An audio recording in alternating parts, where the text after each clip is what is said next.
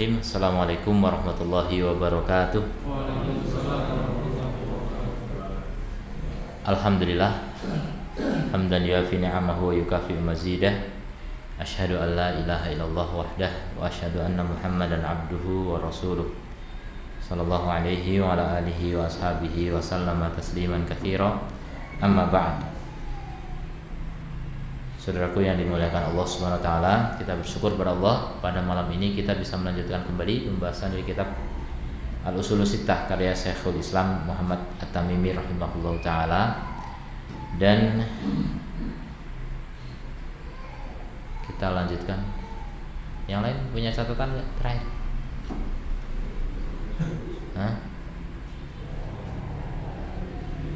1 2 atau 1 2 3 waktu itu? Baru satu pertemuan kan? Tapi langsung kita kebut memang. 3 udah atau belum itu yang saya ragu. Tapi udah tahu ya, taat pada pemimpin berarti udah. Langsung 4 berarti sekarang. Al-aslur rabi', prinsip yang keempat. Qala al-mu'allif rahimahullah, bayanul ilmi wal ulama, penjelasan tentang ilmu dan ulama, wal fikhi wal fuqaha, ahli fikih dan fuqaha, fikih dan ahli fikih, wa bayanu man tasyabbaha bihim, dan penjelasan tentang orang yang serupa dengan mereka. Jadi penjelasan tentang ilmu dan ulama, fikih dan ahli fikih, dan penjelasan tentang orang yang serupa dengan mereka. Walaysa minhum, padahal bukan termasuk mereka.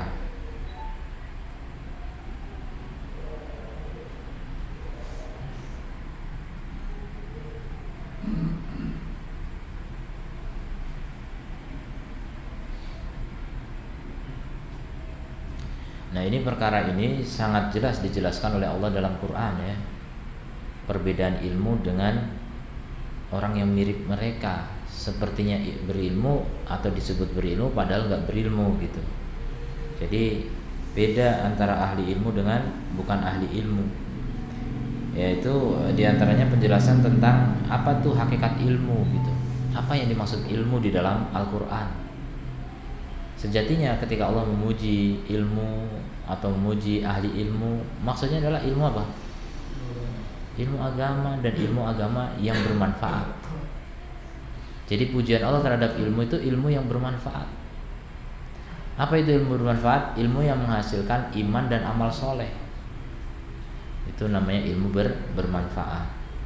Jadi kalau ilmu cuma menghasilkan kesehatan, ya bermanfaat tapi dunia. Tapi yang dimaksud dalam Quran ilmu, yang dimaksud dalam Quran pujiannya, pujian terhadap ilmu itu ilmu yang mendatangkan manfaat dunia dan akhirat. Mendatangkan manfaat dunia dan akhirat.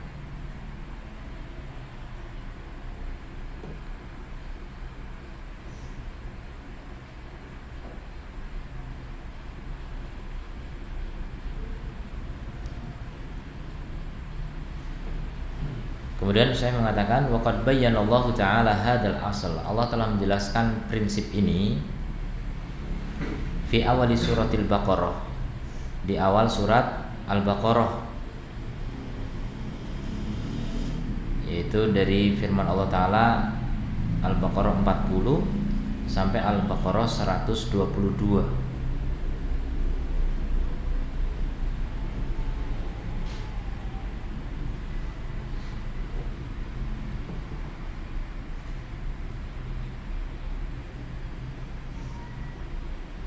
Tentang Bani Israel ya. Dulu Bani Israel itu ada yang mereka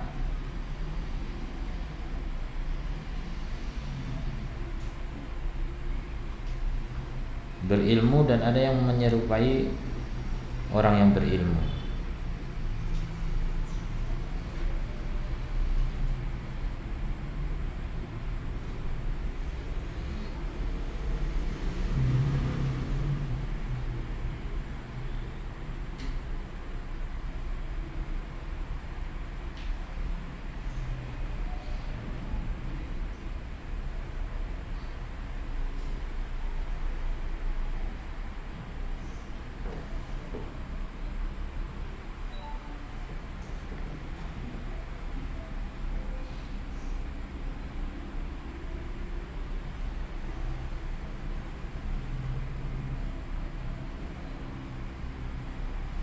Al-Baqarah 40 sampai berapa tadi? 124 kebanyakan sampai 48.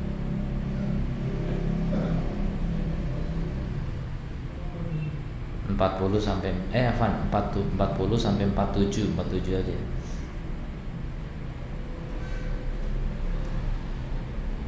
Kita baca itu ayatnya. Allah berfirman, ya Bani Israel, wahai Bani Israel, uzkuru nikmati allati an'amtu alaikum. Ingatlah nikmatku yang aku berikan kepada kalian.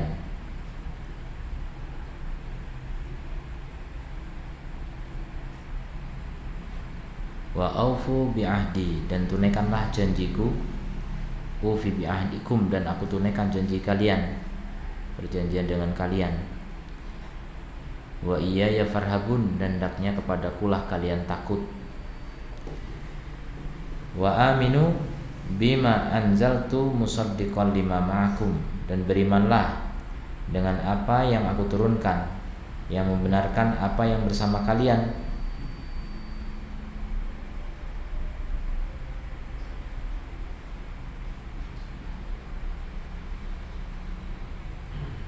Wala takunu awwala kafirin bi, dan jangan menjadi yang pertama kafir terhadapnya. Wala tashtaru bi ayatillah bi ayati, dan jangan kalian membeli dengan ayat-ayatku thamanan qalila, sesuatu yang harganya sedikit, murah, yaitu dunia. Dunia semuanya murah. Jangan sampai menjual ayat untuk mendapatkan dunia. Menjual ayat itu gimana bentuknya? Bisa jadi jualan suara baca Quran, atau menjual fatwa, ya, berfatwa demi pesanan dapat duit. Itu namanya apa? Menjual ayat demi dunia. Thamanan qalilan. Nah, itu contoh orang yang mirip ulama padahal bukan ulama, yang berani menjual ayat untuk mendapatkan dunia. Yang belajar ilmu agama tapi targetnya apa? Keuntungan duniawi. Itu mirip ulama memang. Maksudnya apa? Sepertinya berilmu, sepertinya punya hafalan, sepertinya punya gelar, tapi apa? Tujuannya dunia. Itu mirip ulama memang, tapi bukan ulama. Karena sejatinya ulama, kata Allah apa? Innama yakhsyallaha min ibadihil ulama. Ulama itu adalah hanyalah orang-orang yang memiliki khasyah kepada Allah. Ya. Orang-orang yang memiliki khasyah kepada Allah hanyalah para ulama. Bisa dibalik, ulama itu hanyalah orang-orang yang memiliki khasyah kepada Allah. Ya, gitu. Yang bisa khasyah cuma ulama, yang ulama cuma yang khasyah gitu. Ulama cuma yang khasyah kepada Allah. Kalau orang punya banyak hafalan tapi enggak ada takutnya sama Allah, itu bukan ulama. Begitu sebenarnya. Laisal ilmu bikasrati riwayat. Ilmu itu bukan dengan banyaknya riwayat, bukan dengan banyaknya hafalan. Wa innamal ilmu khasyatullah. Tapi ilmu itu adalah takut kepada Allah Subhanahu wa taala. Itu hakikat ulama tuh begitu. Kemudian wala talbisul haqqo bil batil, dan jangan kalian campur hak dengan batil. Wa taqtumul haqqa wa antum ta'lamun, kemudian kalian menyembunyikan kebenaran sementara kalian tahu. Nah, ini juga orang yang mirip ulama begitu. Berani mencampur hak dengan batil. Demi apa? Demi dunia. Demi keamanan dunia atau demi keuntungan dunia.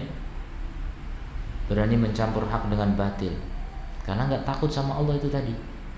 Makanya orang tuh kalau nggak ada takutnya sama Allah bahaya tuh. Tambah ilmu malah tambah kejahatannya. Naudzubillah min dzalik. Gimana kejahatannya? Kejahatannya itu menyesatkan orang lain, ini parah.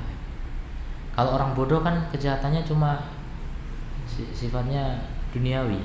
Kalau orang punya hafalan, punya ilmu, itu kejahatannya bisa mencelakakan akhirat gitu. Coba kalau orang bodoh kejahatannya ngapain? Paling ngerampok, bunuh orang gitu kan. Sifatnya dunia, di dunia orang celaka gitu. Tapi kalau ahli ilmu, dianggap ahli ilmu, itu kejahatannya membuat orang sesat sampai masuk neraka. Jadi lebih bahaya mana? Ahli ilmu yang bejat itu, mirip ahli ilmu padahal bukan gitu. Cuma punya banyak hafalan, punya banyak pengetahuan, tapi tidak punya khasyah kepada Allah Subhanahu wa taala. Ini sangat berbahaya. Makanya Allah larang, jangan kalian campur hak dengan batil, itu bisa menyesatkan. Perkara bid'ah dibilang sunnah, perkara syirik dibilang tauhid, perkara maksiat dibilang taat, perkara riba dibilang bunga. Ini bahaya seperti itu. Ya, ada fatwa kumpulan ulama di suatu negara mengatakan bunga bank itu bukan riba. Ini bahaya, ini kesepakatan yang ngawur ini. Itu setelah para ulama sunnahnya ya diperangi, diusir dan sebagainya, dipenjara dan sebagainya. Tersisalah ulama-ulama kedungan. Ya, mereka orang-orang yang berbaju ulama tapi sejatinya nggak punya rasa takut kepada Allah Subhanahu wa taala.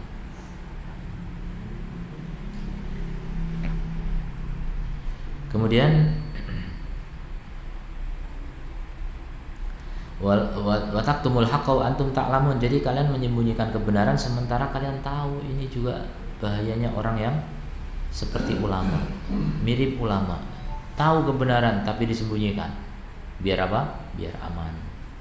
Misalnya kalau saya sampaikan nanti celaka, kalau saya sampaikan nanti saya rugi, saya nggak punya pengikut. Misal tentang haramnya musik disembunyikan, tentang wajibnya melihara jenggot disembunyikan. Itu banyak, jangan dikira enggak ya. Soalnya saya dulu kecil pernah belajar baca hadis di Riyadhus Shalihin tentang bahaya bid'ah. Saya tanya sama yang ngajar, ini berarti nggak boleh begini-begini. Wah, ya kita zamannya udah beda. Di takwil. Ya Allah, saya kecil nggak tahu apa-apa. Jadi dia tuh solihin. Kebenaran itu nyata gitu, bisa disembunyikan oleh mereka orang-orang yang tidak punya rasa takut kepada Allah Subhanahu wa taala. Bisa ditakwil segampang itu gitu. Itu kan zaman dulu. Kalau sekarang udah beda. Gampang kali ngomong gitu. Ini fatwa dari mana gitu.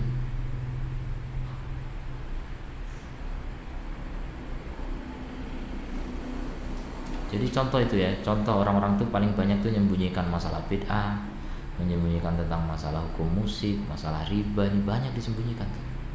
Disembunyikan, mereka tahu. Ayat tentang wajibnya melihara jenggot, banyak yang tahu.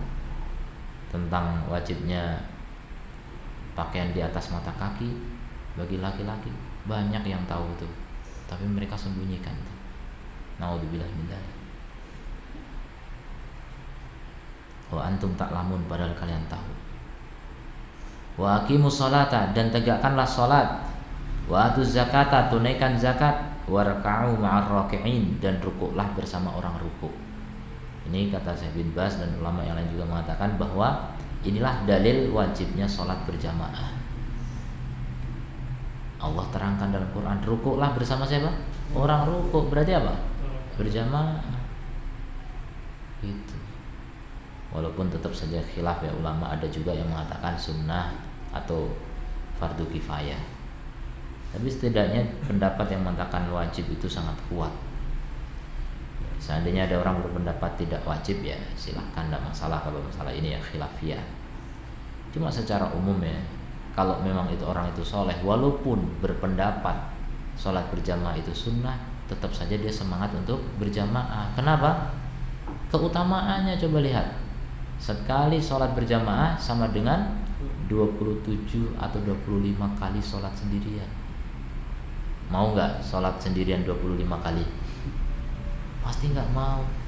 Makanya dulu murid Imam Syafi'i Al-Muzani, beliau kalau ketinggalan sholat berjamaah diulangi sholat sampai 26 kali. Jadi udah satu tambah 26 biar 27.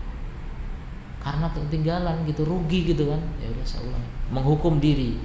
Dan begitu para ahli ahli hati ya, untuk mengobati nafsu yang suka nyuruh keburukan ya, diantaranya malas dan sebagainya, dihukum. Saya terlambat. Kenapa saya terlambat? Saya hukum diri saya gitu.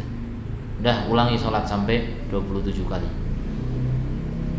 Nah dengan begitu kan besok lagi mau ulangi gitu lagi kan berat. Akhirnya jangan sampai terlambat sholat berjamaah. Walaupun mengatakan sunnah. Di antaranya Al-Muzani mengatakan sholat berjamaah sunnah. Tapi begitu prakteknya. Begitu ketinggalan diulangi lagi sampai berkali-kali. Ya pengulangan sholat kan boleh. Pengulangan itu dalam arti yang diulang itu sunnah jadi hukumnya. Jadi sholat mutlak gitu. Sebagai hukuman. Masya Allah. Luar biasa. Jadi mereka ya para ulama Syafi'iyah yang banyak mengatakan sholat berjamaah itu sunnah, pada prakteknya mereka nggak menggampangkan meninggalkan sholat berjamaah. Ini serius. Tapi ada ya, beberapa kalangan yang dianggap ulama, dianggap ustadz, dianggap kiai dan sebagainya, begitu gampangnya meninggalkan sholat berjamaah. Masjid kosong dibiari.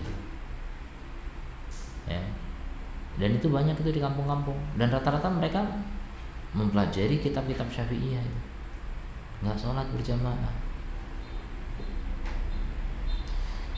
Kemudian Allah tegur, atakmuruna nasa bil birri wa tansawna anfusakum. Apakah kalian menyuruh manusia untuk berbuat baik sementara kalian melupakan diri kalian? Cuma nyuruh, diri kalian nggak melakukan. Ini teguran keras dari Allah. Ini ulama gadungan tuh begitu. Bisanya cuma nyuruh, dia sendiri nggak berbuat. Na'udzubillah min dzalik. Harusnya ulama itu yang pertama kali mempraktekkan, bahkan memberi teladan. Dan guru terbaik adalah yang bisa memberi teladan. Orang tua yang terbaik bagi anaknya adalah yang bisa memberi teladan. Anak itu kalau bisa membanggakan bapaknya, itu kalau laki, kalau perempuan membanggakan ibunya, berarti orang tuanya sukses itu memberi teladan bagi anaknya.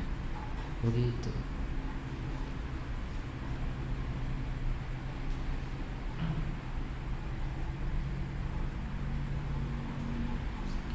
Jangan melupakan diri kalian. Wa antum tatlunal kitab, padahal kalian sudah membaca Alkitab.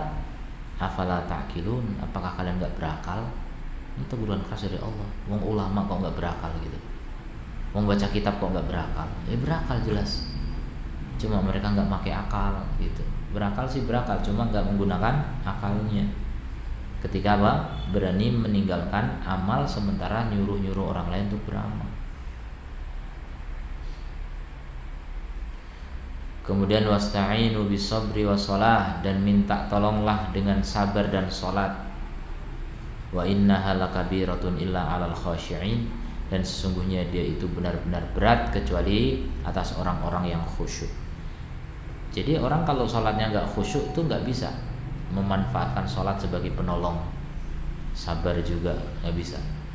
Yang bisa memanfaatkan sabar dan salat sebagai penolong dalam hidupnya, dalam segala urusannya, hanyalah orang yang khusyuk.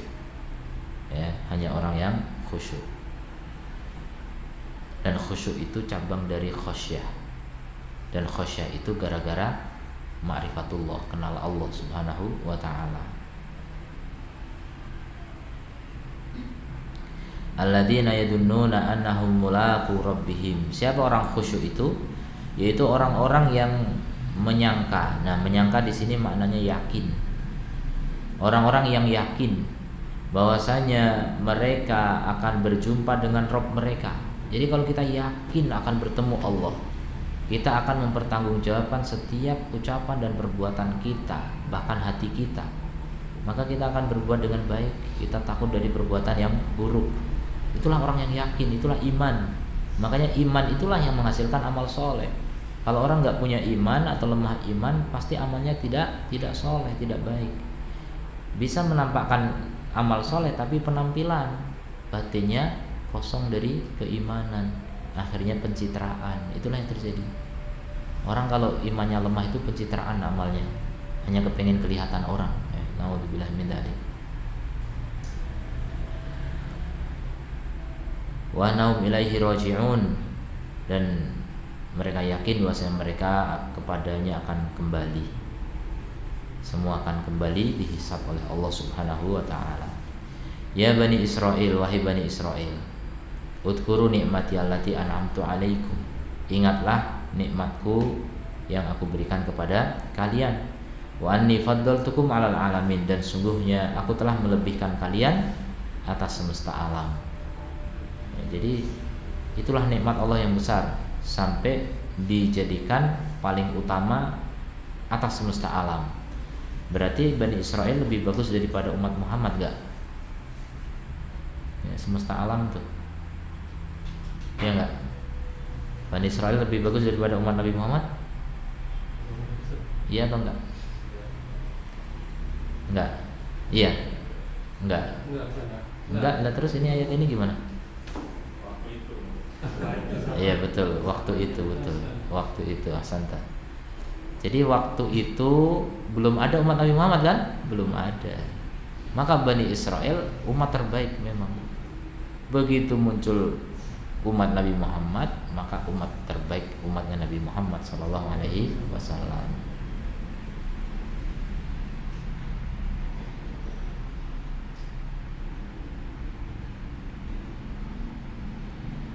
Ya, itu contoh ya bagaimana Allah jelaskan perbedaan ulama asli dengan ulama gadungan. Yang suka menjual ayat, menjual fatwa, itu ulama gadungan. Yang suka menyembunyikan hak atau mencampurkan hak dengan batil, itu ulama gadungan. Bisa membedakan mestinya kita. Ulama asli itu enggak begitu.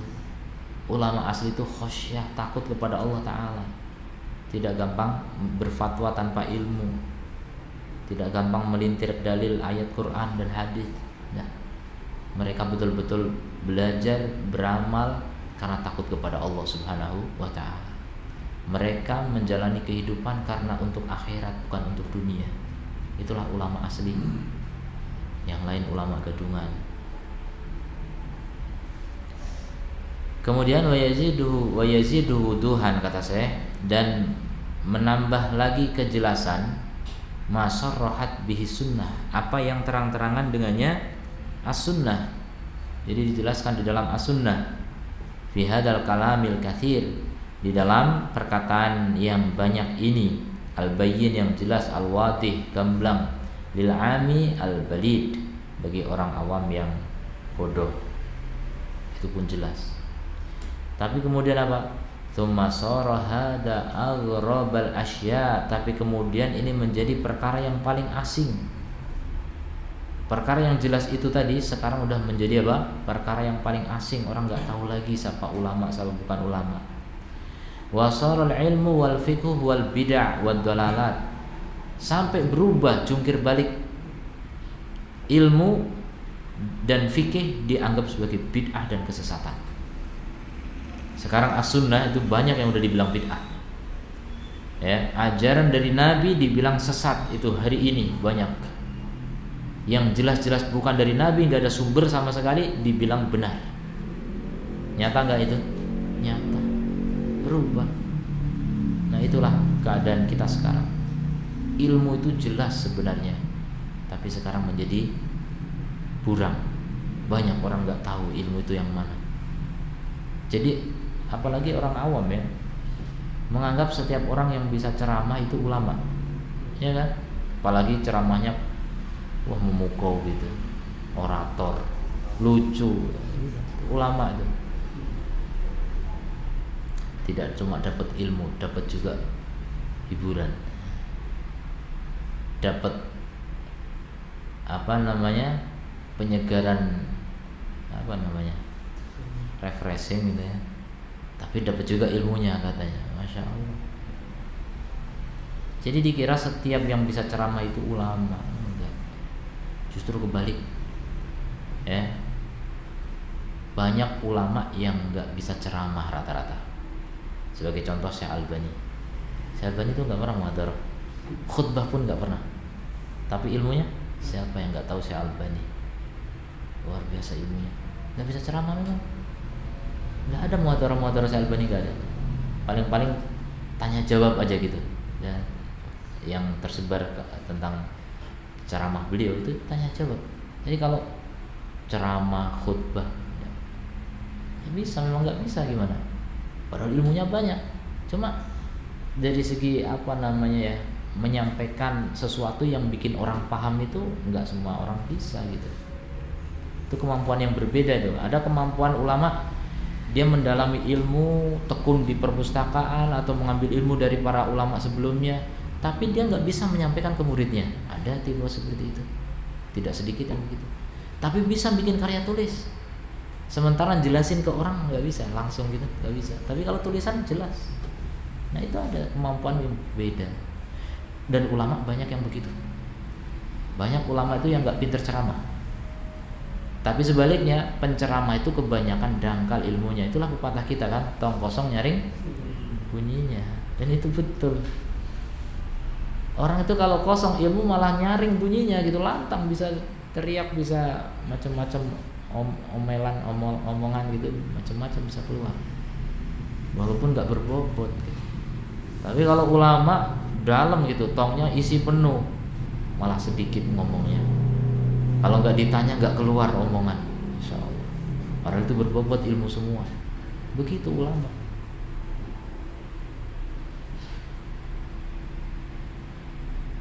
Dan sekarang nyata kita lihat ya, penceramah-penceramah itu di Timur Tengah apalagi banyak penceramah-penceramah. Tapi mereka bukan ulama.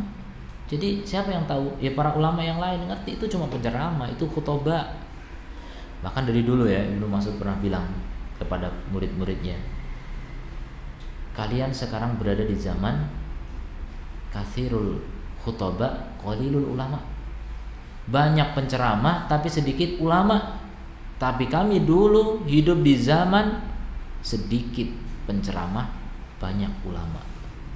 Ya, jadi ulama zaman dulu nggak pandai ceramah, nggak banyak ceramah gitu. Pokoknya ilmunya mantap luar biasa. Tapi hari ini banyak yang bisa ceramah, tapi sedikit ilmunya. Itu di masa tabi'in. Ibnu Mas'ud udah bilang gitu. Bagaimana dengan di zaman kita? Ya, bisa kita bandingkan. Yang jelas ulama itu makin langka ya, makhluk langka. Makanya jangan sampai kita menganggap setiap orang yang bisa ceramah itu ulama. Enggak. Ulama itu bisa dilihat ya, kedalaman ilmunya, karya-karyanya dan sebagainya. Dan yang tahu ulama itu siapa ya ulama lain. Orang awam nggak bisa. Makanya jangan kita menilai, wah menurut saya ini ulama nih, ini paling pinter nih. Kamu siapa gitu? Tanya. Kalau kamu ulama ya saya percaya. Kalau kamu bukan ulama saya nggak percaya. Nggak bisa menilai, wong. Kita ini orang awam gimana menilai ulama? Sama seperti apa namanya? Orang yang nggak tahu bulu tangkis menilai pemain bulu tangkis ini yang paling hebat nih. Kalau itu mungkin kelihatan ya selalu menang gitu kan. Tapi kalau ulama dari mana kita tahunya? Nggak tahu. Cuma karena kelihayan berbicara nggak bisa. Jadi ukuran nggak bisa.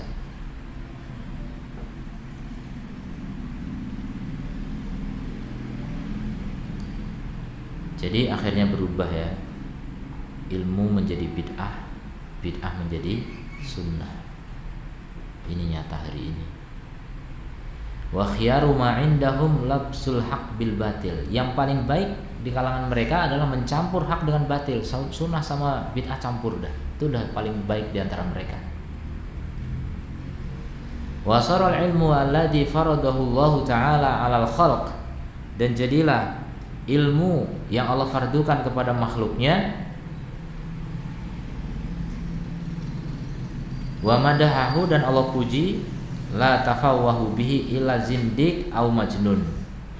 Tidak membicarakannya kecuali zindik dan majnun.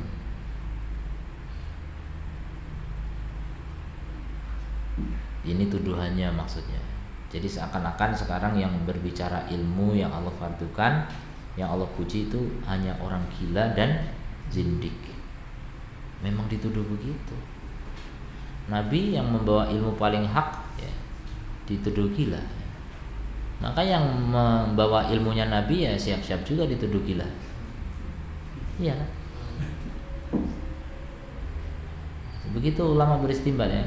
Wa kadzalika ja'alna likulli nabiyyin aduwan. Demikianlah kami jadikan setiap nabi itu musuh. Ulama beristimbat, begitu juga pengikut Nabi pasti akan disiapkan musuh oleh Allah Subhanahu wa taala, pasti. Coba antum lihat orang-orang atau ustadz-ustadz yang mendakwahkan sunnah, dimusuhi enggak? Pasti. Nah begitu memang ya. Maka orang yang mengajarkan sunnah hari ini dibilang gila, itu biasa.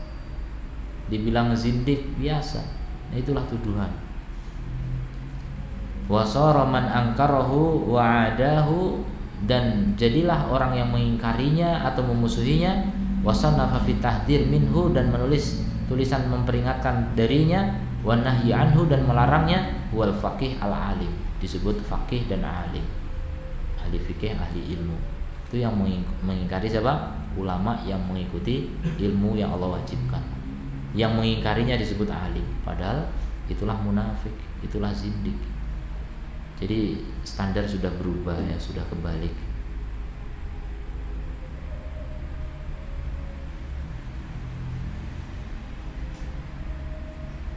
Kemudian yang kelima sekarang, prinsip yang kelima tentang wali ar-Rahman dan wali setan. Wali ar-Rahman yaitu Allah, dan wali setan. Qala rahimahullah, bayanullahi subhanah, penjelasan Allah subhanah li auliya'illahi, tentang wali-wali Allah, wa tafriqihi, dan pembedaan mereka, baik pembedaan Allah bainahum, antara mereka, wa bainal mutasyabbihina bihim, dan dengan orang-orang yang mirip mereka, mirip wali Allah, min a'da'illah, padahal musuh-musuh Allah, orang-orang munafik ya, min a'da'illahil munafikin.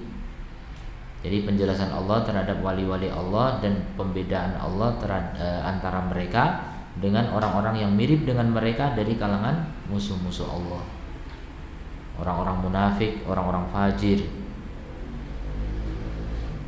Dan cukup dalam hal ini satu ayat di dalam surat Ali Imran ayat 31. Ini ayat tentang wali Allah. Jadi kalau kita tahu ciri atau syarat wali Allah, kita akan tahu yang enggak memenuhi ciri ini berarti apa? Wali setan. Gitu. Harus kita bedakan nih. Jelas ini sebenarnya, Allah jelaskan sejelas-jelasnya. Gimana ciri wali Allah menurut Ali Imran ayat 31? Kul, katakan wahai Muhammad, in kuntum tuhibbunallah, jika kalian mencintai Allah, fattabi'uni, maka ikuti aku. Yuhibbukumullah, maka Allah akan mencintai kalian. Jadi untuk bisa dicintai Allah itu syaratnya. Dan kalau dicintai Allah itu namanya apa? Wali Allah. Wali itu artinya kekasih. Jadi wali Allah itu artinya kekasih Allah, orang yang dicintai Allah itu wali Allah. Nah, ayat ini menunjukkan kalau mau dicintai Allah, syaratnya apa? Syaratnya kalian harus mengikuti aku. Siapa aku? Nabi SAW. Maka wali Allah adalah pengikut Nabi, pengikut sunnah Nabi, setia mengikuti ajaran Nabi, bukan mengikuti bid'ah. Sekarang ada nggak wali di pengikut bid'ah, penggemar bid'ah, pendakwah bid'ah, tapi disebut wali? Banyak. Nah, ini orang nggak tahu penjelasan Allah dalam Ali Imran ayat 31 ini jelas. Bahkan ini ya, syarat diantara syarat menjadi wali Allah harus menyelisih Rasul. Coba antum pelajari itu syarat-syarat mereka, klausul mereka untuk menjadi wali Allah harus menyelisih Rasul. Karena mereka punya tingkatan. Orang paling rendah itu syariat. Syariat itu siapa? Orang yang mengikuti Rasulullah. Itu derajatnya paling rendah. Kalau mau lebih tinggi ikut thariqat. Thariqat itu ajaran siapa? Bukan ajaran Rasulullah. Tapi mereka anggap itu dari Rasulullah. Sanadnya sampai Rasulullah. Lewat mana? Lewat mimpi. Siapa yang bisa percaya sama mimpi? Dan Allah tidak pernah menjadikan dasar hukum Islam itu mimpi, nggak pernah. Kecuali para nabi. Nabi Ibrahim mimpi nyembelih anaknya, itu dalil. Itu nabi. Ya kita siapa? Kok mimpi jadi dalil hari ini? Thariqat. Kemudian apa? Hakikat makrifat. Itu yang paling tinggi. Kenapa bisa paling tinggi? Karena menyelisih syariat. Menyelisih siapa? Rasulullah SAW. Secara tidak langsung mereka menganggap Rasul itu lebih rendah daripada wali. Dan itu nyata juga disebutkan dalam syair. Ya. Wa maqamu gimana sih? Al-waliyu fuwaikir rasuli al anbiya'u fuwaikir rusuli wa dunal wali. An nabiyyu fuwaikir rasuli wa dunal wali. Jadi nabi itu derajatnya setingkat di atas rasul sedikit, tapi di bawah wali. Begitu kata mereka. Jadi tingkatan paling tinggi itu wali, di bawahnya nabi, di bawahnya rasul. Kebalik enggak? Luar biasa. Agama dibulak-balik enggak karuan. Nah, begitulah standarnya. Kita kalau masih patokan dengan Quran ini, Qurannya jelas sekali kok. Yuhibbukumullah, Allah mencintai kalian. Apa syaratnya tadi? Ikuti aku, ikut Rasul loh. Kalau kita nggak ikut Rasul, gimana bisa dicintai Allah? Menyelisih Rasul, ganti ajaran, menentang Rasul, bid'ah, gimana bisa dicintai Allah? Cerita dari mana itu? Dongeng. Naudzubillah min dzalik. Jelas ya, dari Ali Imran syarat untuk menjadi wali Allah apa? Ittiba. Selain tentu saja tadi mencintai Allah, jelas ya. Kalau masalah mencintai Allah, semua orang ngaku mencintai Allah. Semua orang itu, enggak cuma orang Islam bahkan, semua mengaku mencintai Tuhan. Kemudian ayat yang kedua, surat Al-Maidah ayat 54. Allah berfirman, ini bisa disebut juga ayat syarat menjadi wali ini, paling banyak disebutkan di surat Al-Maidah 54. Kalau antum mau jadi wali Allah, amalkan ayat Al-Maidah ini selain yang tadi ya. Ya ayyuhalladzina amanu, wahai orang-orang yang beriman, man yartadda minkum an dinihi, siapa yang murtad di antara kalian dari agama Allah. Ya, murtad dari agama Allah, jadi pokoknya enggak mau lagi Islam gitu. Maka bagi Allah enggak masalah ya. Allah enggak rugi, Allah enggak berkurang derajatnya atau kedudukannya atau kerajaannya, enggak ada yang berkurang. Kenapa? Fasaufa ya'tillahu biqaumin, nanti Allah akan datangkan kaum yang lain, gampang. Kalian enggak beriman, gampang Allah bisa datangkan kaum yang lain. Bagaimana ciri kaum yang lain itu? Yuhibbunallah, yuhibbuhum. Jadi Allah mencintai mereka. Berarti kalau dicintai Allah namanya apa?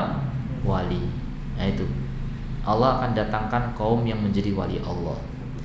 Kemudian mereka juga punya ciri wa yuhibbunahu, mereka juga mencintai Allah Subhanahu wa taala. Kemudian syaratnya apa? Ini ciri-ciri sekaligus syarat ya.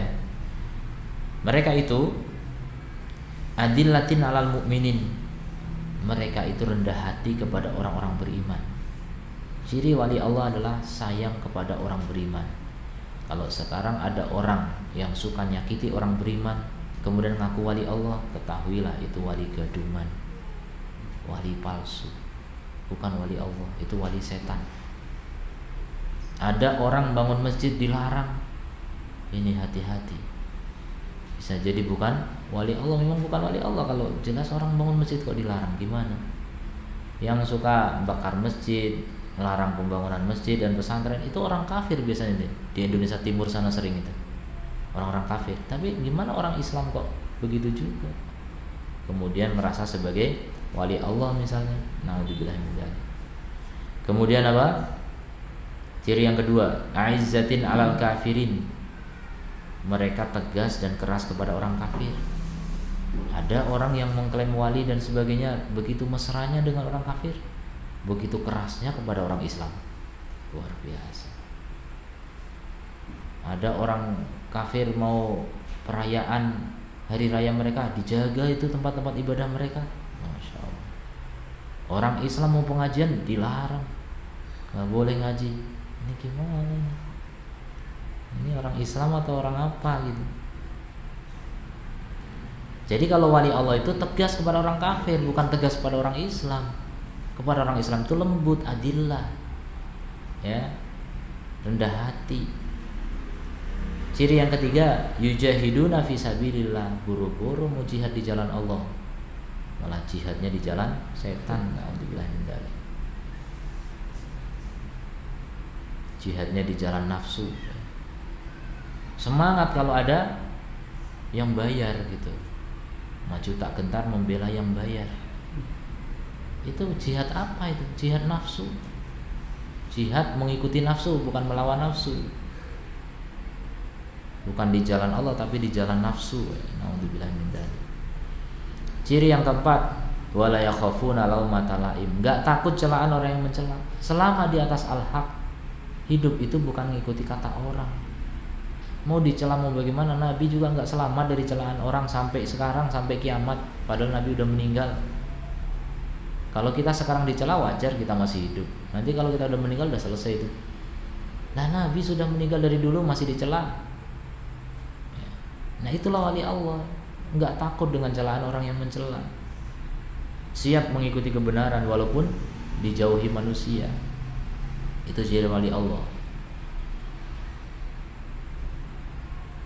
Dzalika fadlullah yu'tihi may yasha wallahu wasi'un alim. Dan itu karunia Allah yang Allah berikan pada siapa yang Allah kehendaki, dan Allah Maha luas, Maha mengetahui. Maha mengetahui siapa yang layak diberi kewalian oleh Allah Subhanahu wa taala. Jadi syaratnya berapa berdasarkan ayat ini? 4 ya.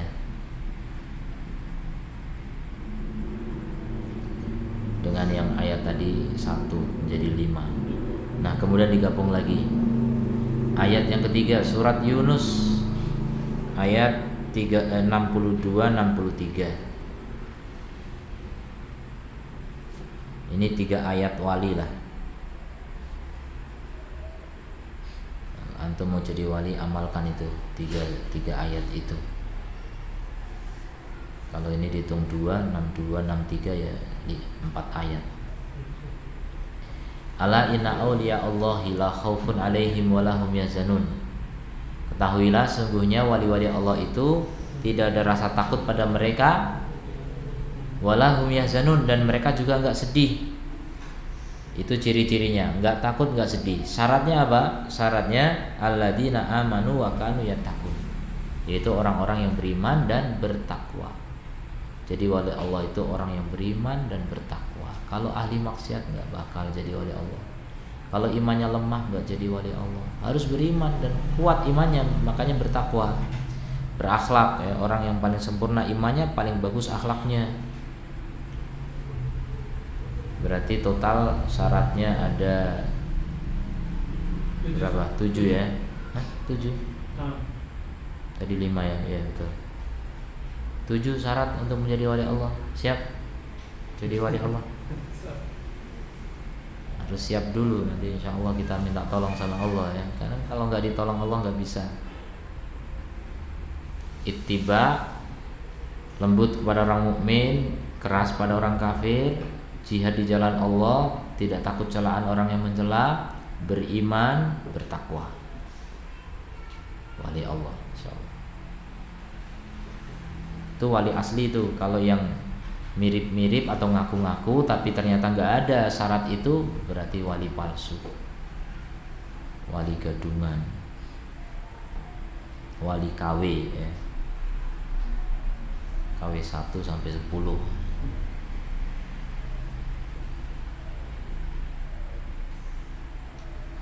Tsumma sara al-amru 'inda aktsari man yad'il ilm. Kemudian jadilah perkaranya menurut kebanyakan orang yang mengaku berilmu, wa annahu min hudatil khalqi, dan dia termasuk pemberi petunjuk kepada manusia, wa hufadhi syar'i, dan penjaga syariat, ila anal auliya la budda fihim, ya, menganggap wali-wali Allah itu harus ada pada mereka, ya, harus, ini syaratnya ya. Apa syaratnya? Mintar ittiba'i rusul, harus meninggalkan ittiba rasul. Itu syarat jadi wali. Itu nyata. Kalau masih ngikut rasul itu paling rendah. Naudzubillah min dzalik. Agama dirubah, hancur. Agama betul-betul dirubah oleh wali-wali setan. Naudzubillah min dzalik. Wa man tabi'ahum falaysa minhum, maka siapa yang mengikuti para rasul bukan termasuk wali-wali menurut mereka. Kemudian wala budda min tarkil jihad, dan harus meninggalkan jihad. Ya, mereka enggak bakal memerangi orang kafir. Makanya dulu Tartar ketika menjajah negeri Islam sampai ke pusat kekuasaan di Baghdad, pintu masuknya melalui siapa? Orang Syiah, orang Sufiyah. Itu yang suka gemari wali-wali itu, dua aliran itu, suka bicara tentang wali-wali. Nggak mau jihad mereka, bahkan menjadi antek-anteknya orang kafir. Faman jahada falaysa minhum, maka siapa yang berjihad membela agama Allah bukan wali, kata mereka. Mereka juga punya prinsip, Allah kan maha kuat, ngapain Allah dibela? Kurang ajar. Bisa-bisanya kayak gitu jadi tokoh masyarakat, jadi panutan. Kemudian juga wala budda min tarkil iman wa taqwa, dan harus meninggalkan iman dan takwa. Faman ta'ahada bil iman wa taqwa, siapa yang menjaga iman dan takwa maka bukan wali Allah, kata mereka. Ya Rabbana nas'alukal afwa, wahai Rabb kami mohon kepadamu maaf dan afiah dan keselamatan, kesejahteraan. Sungguhnya Engkau Maha mendengarkan doa. Selesaikan ya, yang keenam, yaitu mengikuti dalil dan melawan taklid atau kebekuan taklid. Maksudnya taklid yang buta. Taklid yang enggak buta boleh, ya, taklid buta enggak boleh. Qala Syekh rahimahullah, raddu syubhati, membantah syubhat, allati wada'aha syaitan, yang dibuat oleh setan. Apa bentuknya? Untuk meninggalkan Al-Quran dan As-Sunnah dalam rangka mengikuti pendapat dan hawa nafsu yang bermacam-macam. Jadi nggak usah mengikuti Quran hadis, itu nggak bisa dipahami, itu yang paham para imam. Kita ngikuti imam saja, kita ngikuti fulan dan fulan. Jadi ngikuti orang, nggak mau ngikuti Quran dan Sunnah. Ini subhat dari setan. Alasannya, argumennya, subhatnya itu ada argumennya, dalihnya apa? Quran dan Sunnah itu tidak bisa diketahui kecuali oleh ahli ijtihad yang mutlak. Quran dan hadis itu hanya bisa dipahami oleh ahli ijtihad yang mutlak, yang sempurna ijtihadnya gitu. Yaitu para seperti Imam Syafi'i, Imam Malik, itu mustahid mutlak. Adapun orang-orang sekarang nggak bisa memahami Quran Sunnah sendiri, harus melalui mereka gitu. Wal mustahid huwal mausuf bi kada wa kada. Sementara mujtahid itu dia memiliki sifat begini dan begini. Sifat-sifat yang disebutkan bisa jadi tidak terdapat secara sempurna pada Abu Bakar dan Umar. Nggak terpenuhi syarat itu pada Abu Bakar dan Umar. Berarti sejatinya nggak ada. Fa in lam yakunil insanu kadzalik falyu'rid anhuma.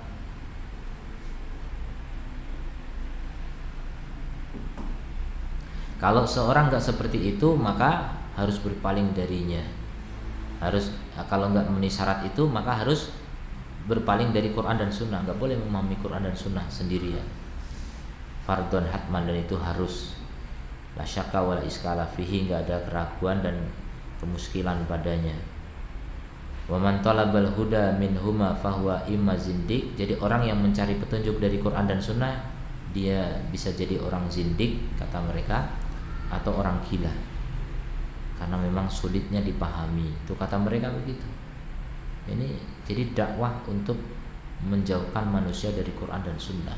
Itu subhat yang dilemparkan oleh setan, dan itu banyak yang terpengaruh oleh itu. Fa subhanallahi wa bihamdihi, maka maha suci Allah dan segala puji baginya. Kam bayyanallahu subhanahu syar'an wa qadaran wa khalqan. Betapa banyak Allah telah menjelaskan secara syar'i, secara qadari, takdir ya, secara khalqi juga penciptaan, wa amron dan perintah, dalam membantah subhat seperti ini, subhat yang terlaknat ini. Min wujuhin syatta, dari banyak sisi. Balagat ila haddid daruriyat, sampai ke tingkatan darurat ya, artinya ilmu yang jelas sekali, al-ammah bagi orang awam. Walakinna aktsaran nasi la ya'lamun, tapi sayang kebanyakan orang enggak tahu. Padahal sangat bisa dipahami.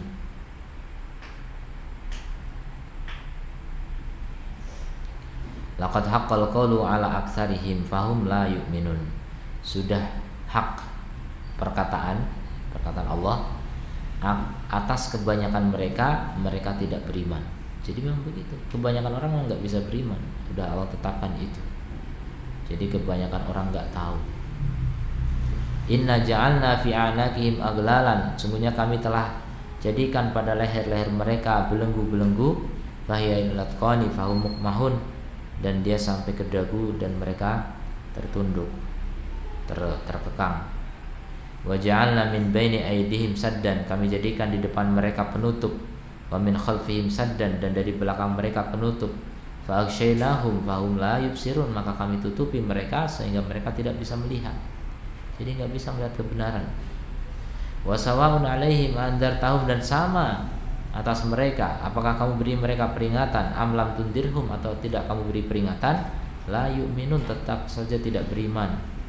Innama tundiru man ittaba'a dzikra. Kamu hanya bisa beri peringatan kepada orang yang mengikuti ad-dzikra, Al-Qur'an.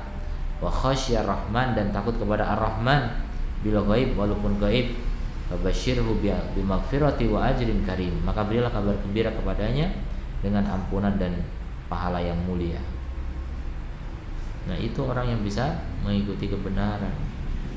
Orang-orang yang memang takut kepada Ar-Rahman, ya. Orang-orang yang mengikuti ad-dzikra, Al-Qur'an dan As-Sunnah.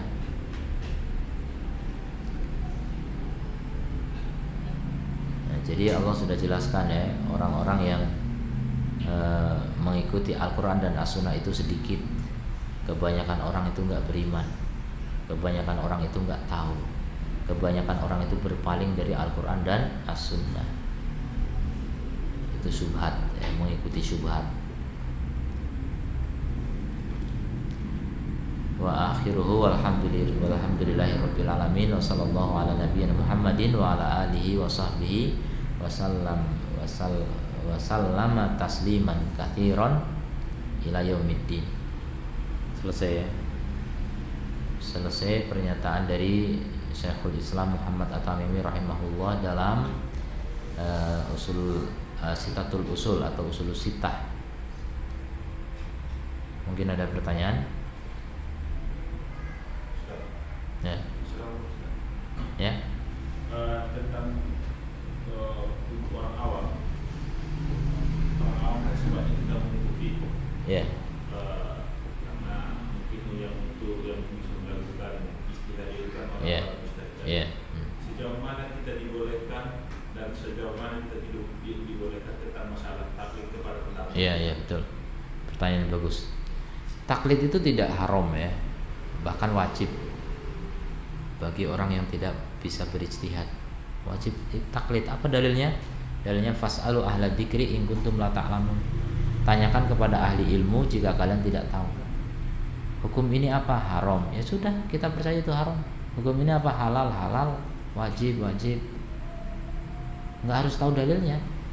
Tanya itu tanya hukum maksudnya. Kalau mau tanya dalilnya, ya mungkin penambahan kesempurnaan. Kalau dalilnya mudah dipahami, sebagian dalil nggak bisa dicerna kecuali dibandingkan ini itu banyak digabungkan sehingga menghasilkan sebuah kesimpulan. Nah, itu hanya ulama yang bisa gitu. Orang awam mau dijelaskan pun malah pusing, bingung. Nah, kalau memang perkaranya itu mudah, jelas, sampaikan dengan dalilnya, tidak masalah.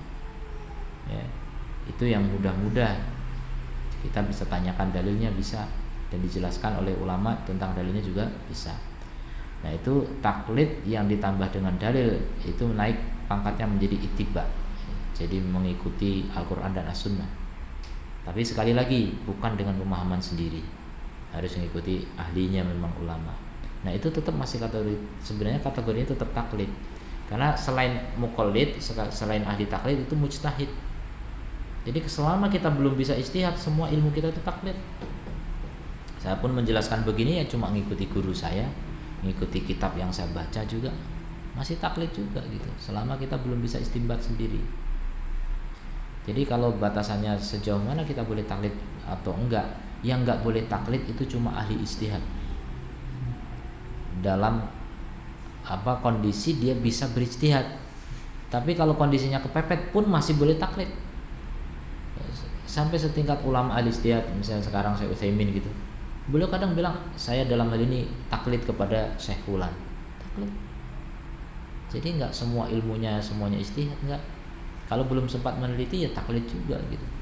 Tapi yang dilarang di sini apa tadi yang dimaksud pembahasan kita, yaitu tentang subhat yang isinya itu nakut-nakutin orang untuk ngikuti Quran dan Sunnah. Enggak, kamu enggak bisa paham Quran Sunnah, enggak bakal bisa paham. Nah itu enggak, itu ditakuti sampai akhirnya apa? Lebih memilih pendapat fulan walaupun jelas-jelas berseberangan dengan Quran dan Sunnah. Nah itu yang haram. Maka silakan kamu ikuti ulama, tapi ketika mendapatkan penjelasan dari ulama lain itu salah berdasarkan ayat dan hadis jelas, kita bisa pahami ayatnya jelas, hadisnya jelas, maka kita nggak boleh mengikuti ini. Ini taklid buta namanya. Nah jadi kita taklid tapi melek ya, jangan buta. Ibarat kalau kuda itu bisa lari karena pakai kacamata kuda. Kacamata kuda gimana? Cuma nutupi samping biar nggak terpengaruh yang lain-lain. Fokus, bisa lari. Tapi kalau kacamatanya nutup, nggak bisa lari. Itu taklid buta. Jadi ya taklid tapi jangan buta gitu. Jadi terbuka gitu. Kalau ada orang lain ngasih tahu berdasarkan fatwa ulama yang lain, dalilnya juga jelas, mudah dipahami, ya udah ikuti. Ya, jangan enggak, saya pokoknya ikut ini, nggak bisa. Nah, itu taklid buta namanya. Itu batasannya.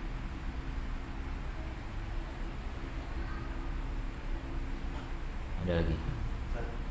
Ya. Ada di golongan tertentu yang orang gila dijadikan wali bagi mereka, itu dasar mereka itu seperti apa? Orang gila dijadikan wali, dasar mereka seperti apa? Saya juga bingung, nggak tahu apa ya. Entahlah mereka nyentuh siapa, saya juga nggak tahu ya. Kok bisa ya orang gila malah jadikan wali? Jadi ketika ada orang gila masih bisa membaca ayat gitu kan, ini wali nih, hati-hati. Itu yang kelihatan gila itu cuma karena dia melupakan kita, karena sudah menyatu dengan Allah gitu. Luar biasa. Itu tipuan setan itu semua. Nggak ada seperti itu, nggak ada dalil tentang orang gila jadi wali Allah, tuh nggak ada. Entah mereka dari mana, Allah alam, saya nggak tahu. Yang jelas selama saya belajar ya belum tuntas, saya masih banyak ilmu yang nggak tahu. Selama kita baca Quran, baca hadis, nggak ada syarat jadi wali harus gila, itu nggak ada. Dan nggak ada ceritanya wali Allah gila, itu nggak ada, kecuali di kalangan mereka. Mereka saja yang hobi dengan seperti itu. Karena sumber ilmu mereka itu mimpi, sumber ilmu mereka itu wangsit, ilham, mereka anggap sebagai wahyu dan sebagainya. Igoan ya. Makanya orang ngigo itu dianggap sumber ilmu itu. Sampai orang gila ngomong apa dianggap ilmu. Naudzubillah min dzalik. Nah itulah sumber kesesatan. Nggak bisa orang nggak bisa lagi ngikuti Quran Sunnah kalau seperti itu caranya. Mereka lebih percaya dengan orang gila daripada qala Allah qala Rasul. Dia anggap kamu tahu apa tentang Quran Sunnah? Ini lebih tahu nih. Ini tahu hakikatnya. Kamu cuma syariat. Kamu cuma ilmu kulit, ini ilmu batin ini. Ya gitu.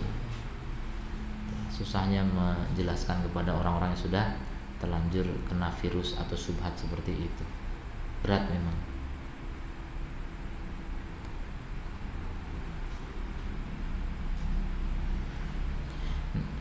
Kalau kita tilik sejarah gitu, siapa ya awalnya yang gila-gila kemudian dibilang wali? Enggak ada. Adakah di kalangan Nabi yang gila? Enggak ada. Para sahabat gila? Enggak tahu, makanya saya enggak tahu dari mana ini. Wallahu a'lam. Tapi itu memang masyhur di kalangan mereka. Kalau belum gila belum bisa jadi wali. Belum menyatu gitu. Enggak sampai beda wujud juga. Hulul minimal. Hulul itu cuma menitis. Kalau wahdatul wujud itu semua wujud itu satu. Hulul gitu, merasa menyatu dengan Allah dan sebagainya. Insyaallah. Naudzubillah min dzalik. Itu semuanya kesesatan. Enggak ada dalam Islam menyatu dengan Allah, enggak ada. Mereka bisa menyeret hadis ya sebagai syubhat itu. Kalau dia sudah aku cintai, kan dalam hadis itu, hadis tentang wali juga, maka aku akan menjadi pendengar, penglihatannya yang dia pakai untuk melihat, pendengarannya yang dipakai untuk mendengar, tangannya yang dipakai untuk menyentuh, dan seterusnya. Ini dikiranya memang Allah menyatu dengan dia gitu. Tidak. Itu dijelaskan oleh para ulama, maksudnya apa? Allah memberi taufik. Jadi kalau orang udah dicintai Allah, taufiknya itu penuh. Melihat pun dengan taufik Allah, mendengar dengan taufik Allah, menyentuh dengan taufik Allah, berjalan dengan taufik Allah, berbicara dengan taufik Allah. Itu kalau orang sudah dicintai Allah tuh begitu. Selalu tepat gitu diluruskan oleh Allah gitu. Prosesnya panjang untuk bisa seperti itu kan. Jadi bukan berarti Allah menyatu dengan dia, terlalu agung ya Allah menyatu dengan makhluk, gimana? Sudah? Ya, kita tutup. Subhanakallahumma wa bihamdika asyhadu an la ilaha illa anta astaghfiruka wa atubu ilaik. Assalamualaikum warahmatullahi wabarakatuh.